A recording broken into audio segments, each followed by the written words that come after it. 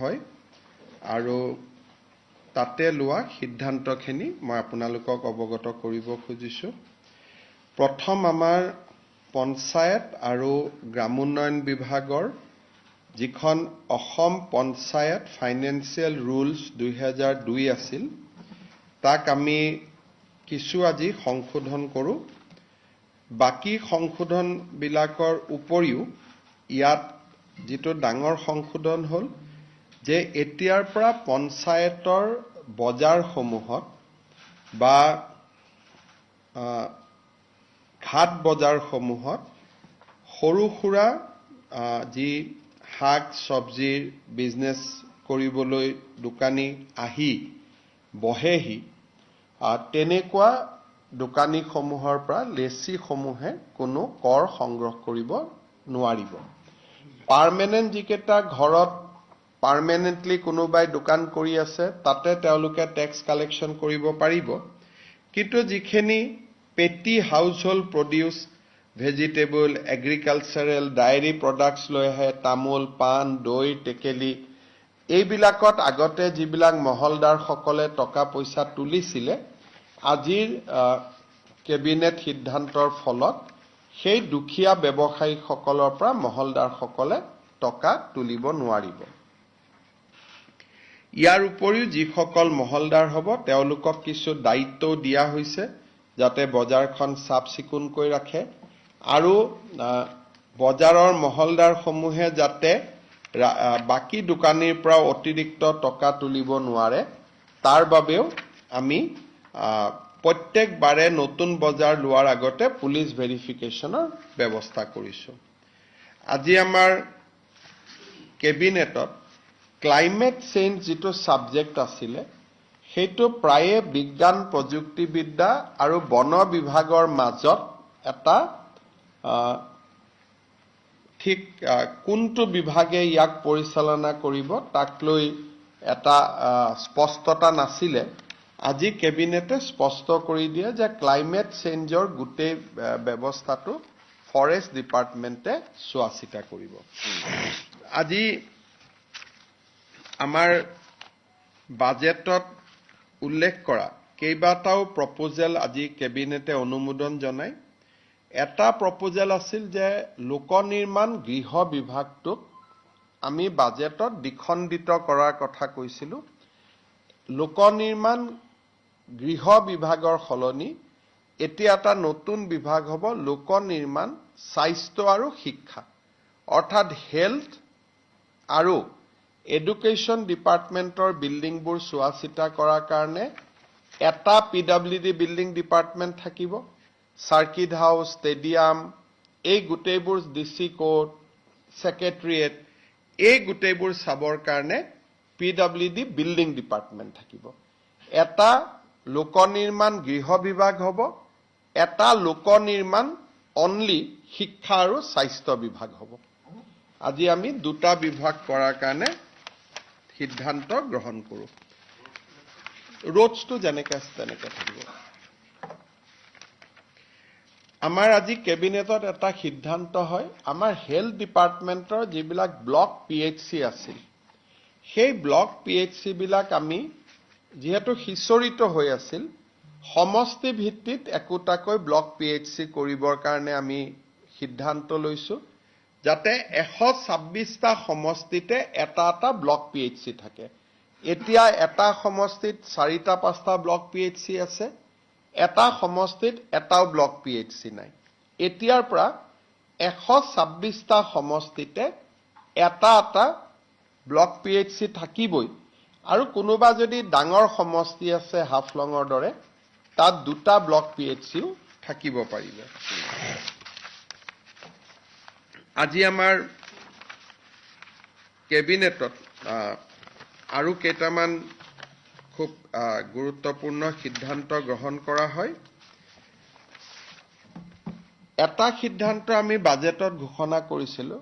আপোনালোকে জানে যে আমি কৃষকৰ পৰা ধান আৰু সৰিয়হ ক্ৰয় কৰোঁ, আৰু বৰ্তমান সময়ত আমি ৰাজ্য চৰকাৰৰ পৰা ইয়াত কোনো পইচা নিদিওঁ।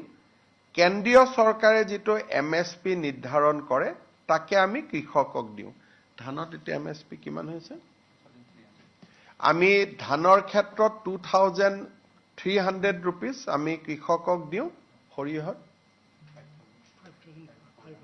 5 না দুটা নকব বাতৰি কাকত এবাৰ চেক কৰি লওঁ আমি ধান আৰু সৰিয়হৰ ক্ষেত্ৰত কেন্দ্ৰ চৰকাৰে যিটো দিয়ে সেইটোকে আমি কৃষকক দিওঁ কিন্তু আজিৰ পৰা আমি এটা সিদ্ধান্ত লৈছো যে 1 এপ্ৰিল তাৰিখৰ পৰা কেন্দ্ৰ চৰকাৰে কৃষকক ধানৰ বিনিময়ত যিমান টকা দিয়ে তাৰ লগত 250 টকা ৰাজ্য চৰকাৰেও দিব যদিও ধানটো আমি নাৰাখো ধানটো FCI দিয়া যায় তথাপিতো ৰাজ্য চৰকাৰে কৃষকক অতিৰিক্ত বোনাছ হিচাপে 250 টকা 1 এপ্ৰিলৰ পৰা দিয়া আৰম্ভ কৰিব ঠিক তেনেকে সৰিয়হটো আমি ক্ৰয় কৰি নাফেডক আমি দি দিওঁ কিন্তু তাতো ৰাজ্য চৰকাৰে 1 এপ্ৰিলৰ পৰা 500 টকাকৈ অতিৰিক্তকৈ দিবৰ বাবে সিদ্ধান্ত গ্ৰহণ কৰিছে প্ৰতি কুইণ্টলত অৰ্থাৎ প্ৰতি কুইণ্টলত ধানৰ বাবদ কৃষকসকলে 250 টকা অতিৰিক্ত পাব সৰিয়হৰ ক্ষেত্ৰত 500 টকা কৃষকসকলে অতিৰিক্তকৈ পাব পাৰ quintal this is over and above the present MSP আমাৰ ৰাজ্যৰ ইতিহাসত প্ৰথমবাৰৰ বাবে ৰাজ্য চৰকাৰে কৃষকসকলক অতিৰিক্ত বোনাছ দিয়াৰ বাবে সিদ্ধান্ত গ্ৰহণ কৰিছে ইয়াৰ ফলত মই ভাবো যে আমাৰ ৰাজ্যত খেতিক লৈ আৰু উৎসাহ বাঢ়িব আৰু আমাৰ নতুন প্ৰজন্মৰ যুৱক যুৱতীসকলে খেতিত নিজকে বিনিয়োগ কৰিবলৈ তেওঁলোকে সিদ্ধান্ত ল'ব দ্বিবেদী कितना है धान में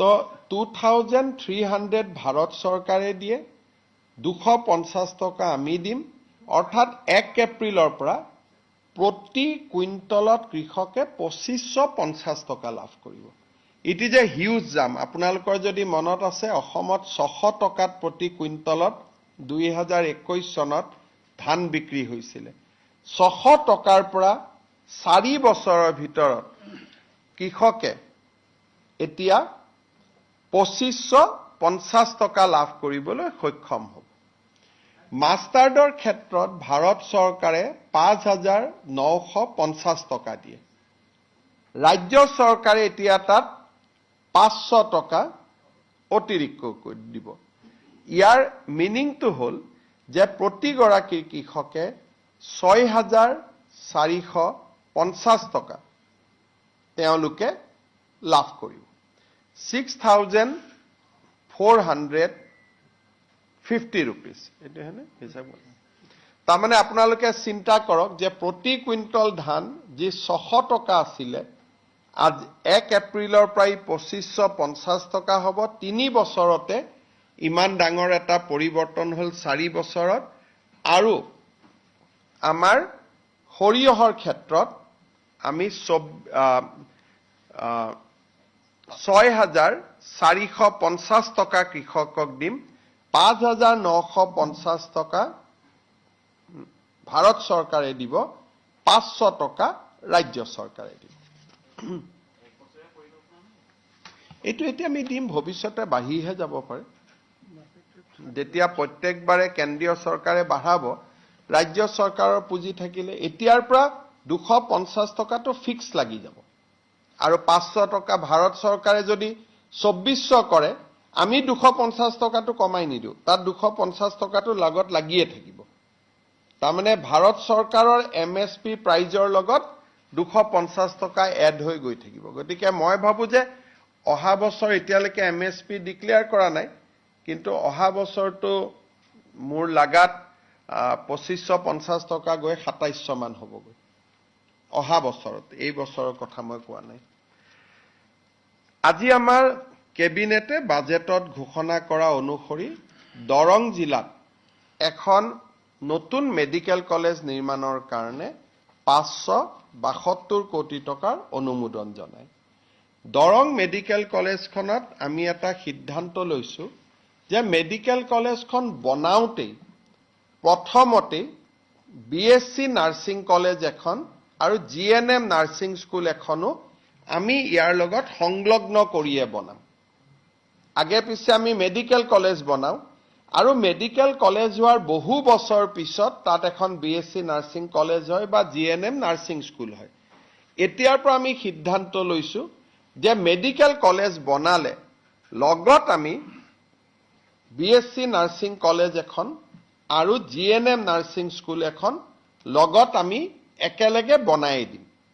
ইয়াৰ ফলত দৰঙে বাস্তৱিকতে আজি দিনটোত এখন মেডিকেল কলেজ পালে, এখন বিএসসি নাৰ্ছিং কলেজ পালে আৰু এখন জিএনএম স্কুল পালে। দৰঙত এখন জিএনএম স্কুল আছিলে, এখন দ্বিতীয়খন হ'বগৈ। অৰ্থাৎ আৰু দৰং জিলাৰ ই মঙলদৈত অনুষ্ঠিত এই মেডিকেল কলেজখন হ'ব। আপোনালোকে মঙলদৈলৈকে গ'লে চেৰিকালচাৰ ফাৰ্ম এখন দেখা পায়, তাৰ কাষতে স্কিল ইউনিভাৰ্চিটি হৈছে। স্কিল ইউনিভাৰ্চিটি আৰু মেডিকেল কলেজ প্ৰায় ওচৰা ওচৰিকৈ নিৰ্মাণ হ'ব। মই দৰং জিলাৰ ৰাইজক ইয়াৰ বাবে অভিনন্দন জনাইছো। আমাৰ অসমত ৰেচন প্ৰাইচ যিবিলাক ৰেচন দোকান আছে তেওঁলোকৰ সময়সীমাটো পাৰ হৈ গৈছে। লাইসেন্স ৰিনিউ কৰিব লাগে। এটা এটাকৈ লাইসেন্স ৰিনিউ কৰোঁতে তেওঁলোক বহু সময়ত বিভিন্ন চৰকাৰী মেৰপাছৰ বলি হ'বলগীয়া হয়। সেইকাৰণে আজি আমি ৰেচন দোকানসমূহৰ এক্সটেনশ্যন 30 জুন 2026লৈ বাই জেনেৰেল অৰ্ডাৰ আমি কৰি দিছো। এতিয়া কোনেও ব্যক্তিগতভাৱে ডিচিক আবেদন কৰিব নালাগে। 30 জুন 2026লৈকে প্ৰতিখন ৰেচনৰ দোকানৰ ম্যাদ আমি নিজে নিজে 30 জুন 2026লৈকে বৃদ্ধি কৰি দিছো। আজি আমাৰ কেবিনেটত আৰু এটা সিদ্ধান্ত লোৱা হয়। আপোনালোকে জানে যে চাইল্ড কেয়াৰ লিভ ইমান দিন আমি মহিলা কৰ্মচাৰীক দি আছিলো, কিন্তু কিবা কাৰণত যদি মহিলাগৰাকী আৰু স্বামীৰ বিবাহ বিচ্ছেদ হয়, স্বামীয়ে বাচ্চাকেইটাক চাব লাগে। ইমান দিন স্বামীৰ কাৰণে চাইল্ড কেয়াৰ লিভ নাছিল। গতিকে ইন কেছ অফ ডাইভোৰ্স আমি মেল গভৰ্ণমেণ্ট এমপ্লয়ীকো চাইল্ড কেয়াৰ লিভ দিবলৈ সিদ্ধান্ত লৈছো। অৰ্থাৎ যিহেতু দায়িত্বটো পুৰুষজনৰ হাতলৈকে আহে, ডাইভোৰ্স হ'ল, বাচ্চাটো কিন্তু কাষ্টডি পুৰুষজনৰ লগত আছে, তেতিয়া চাইল্ড কেয়াৰ লিভটো মহিলাগৰাকীয়ে নাপায়, চাইল্ড কেয়াৰ লিভটো পুৰুষজনেহে পাব। আজি আমাৰ কেবিনেটত আমি সেই সিদ্ধান্তটো আমি গ্ৰহণ কৰোঁ। 2 বছৰলৈকে পায়। বাজেটত ঘোষণা কৰা আৰু 2টা সিদ্ধান্ত আজি আমি কাৰ্যকৰী কৰিছো। প্ৰফেশ্যনেল টেক্স আগতে 10,000 টকা ওপৰত ইনকাম হলে প্ৰফেশ্যনেল টেক্স দিব লাগিছিলে। 10,001 টকাও যদি মোৰ ইনকাম হয় মাহত, মই প্ৰফেশ্যনেল টেক্স দিব লাগে। বাজেটত আমি কৈছিলো যে 15,000 টকালৈকে আমি ইয়াক ৰেহাই দিম।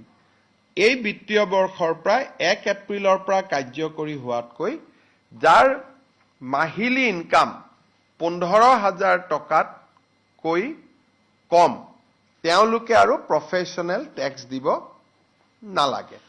ইয়াৰ ফলত 1,40,000 লোক প্ৰফেশ্যনেল টেক্সৰ আওতাৰ বাহিৰলৈ যাব।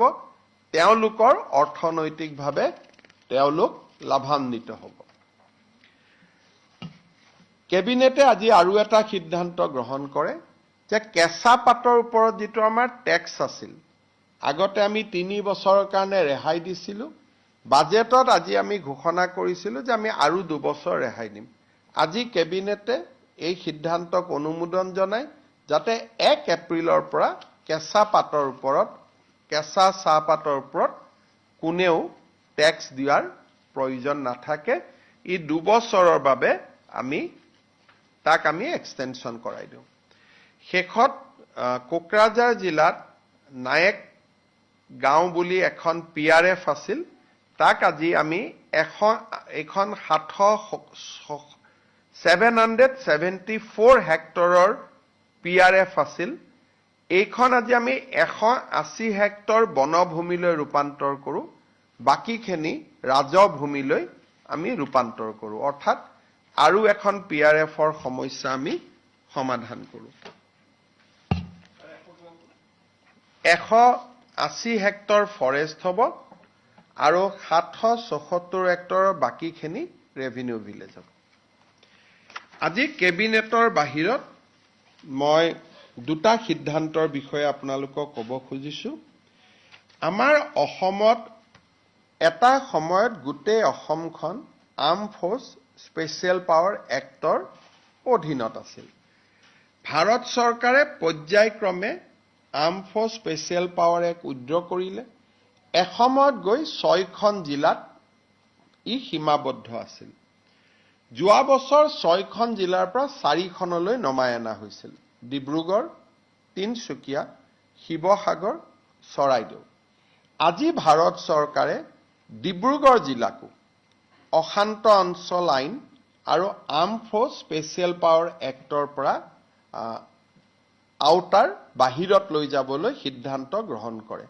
ডিব্ৰুগড়ত যেহেতু আমি অসমৰ দ্বিতীয় ৰাজধানী নিৰ্মাণ কৰাৰ পথত আগবাঢ়িছিলো সেইবাবে আমি ভাৰত চৰকাৰক অনুৰোধ কৰিছিলো যে ডিব্ৰুগড়ক আৰ্ম ফ'ৰ্চ স্পেচিয়েল পাৱাৰ এক্টৰ অধীনত থাকিব ডিব্ৰুগড় থাকিব নালাগে আজি ভাৰত চৰকাৰে অধিসূচনা জাৰি কৰিছে যে এতিয়াৰ পৰা ডিব্ৰুগড়ত আপস্পাছা নাথাকে কাৰ্যত এতিয়া arm forces special power act অসমত শিৱসাগৰ চৰাইদেউ আৰু তিনিচুকীয়া জিলাত সীমাবদ্ধ হৈ থাকিব আমি আশা কৰিছো যে নেক্সট ৰিভিউত আমি নিশ্চয় আৰু জিলা এই আপস্পাছাৰ পৰা আমি হ্ৰাস কৰিবলৈ সক্ষম হ'ম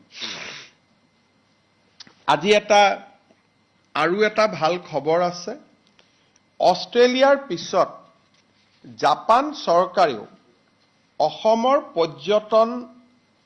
পৰ্যটক অহাৰ ক্ষেত্ৰত যি লেভেল 2 কোৱেশ্যন আছিলে লেভেল 2 ৱাৰ্নিং আছিলে সেই লেভেল 2 ৱাৰ্নিঙক তেওঁলোকে লেভেল 1 লৈকে ডাউনগ্ৰেড কৰিছে আৰু গোটেই ভাৰতবৰ্ষখন লেভেল 1ত আছে অৰ্থাৎ সমগ্ৰ ভাৰতৰ লগত অসমকো লেভেল 1 য'ত মাত্ৰ কোৱেশ্যন কৰিব লাগে এক্সাৰসাইজ কোৱেশ্যন ইমানে থাকে আগত আছিল যে অসমত টুৰিষ্ট যাব নালাগে এতিয়া জাপান চৰকাৰে যোৱা 25 মাৰ্চত নতুন এডভাইজাৰী ঘোষণা কৰিছে যে ডিব্ৰুগড় তিনিচুকীয়া চৰাইদেউ আৰু শিৱসাগৰ জিলাক বাদ দি অসমৰ প্ৰতিটো স্থানতে পৰ্যটকসকল আহিব পাৰে আৰু দে শুড অনলি ৰিমেইন কোচাছ যেটো গোটেই ভাৰতবৰ্ষৰ লগত আছে জাপান এম্বেছিয়ে যিখন অধিসূচনা দিছে তাত তেওঁলোকে অসমৰ কাৰণে এটা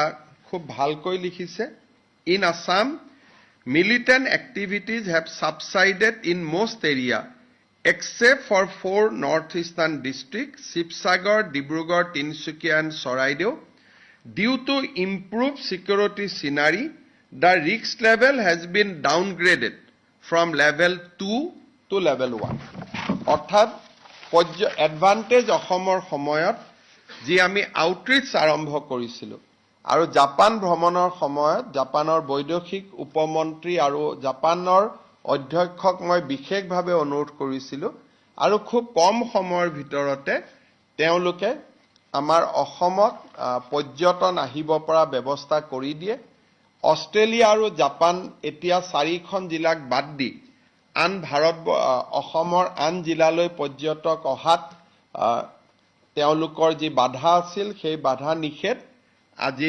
25 তাৰিখৰ পৰা কাৰ্যকৰী হোৱাকৈ প্ৰত্যাহাৰ কৰিছে আমি অহা কিছুদিনত নিউজিলেণ্ড চৰকাৰৰ লগতো আমি আলাপ আলোচনা আৰম্ভ কৰিম যাতে নিউজিলেণ্ডৰ পৰাও আমি এটা সুখবৰ পাব পাৰো আমাৰ যোৱা কেইমাহত লৈ আমি প্ৰচেষ্টাত অষ্ট্ৰেলিয়া আৰু জাপানৰ ক্ষেত্ৰত আমি সফল হলো অষ্ট্ৰেলিয়া চৰকাৰক মই ধন্যবাদ জনাইছিলো জাপান চৰকাৰকো আজি আমি আনুষ্ঠানিকভাৱে ধন্যবাদ জনাইছো আপোনালোকে যদি কিবা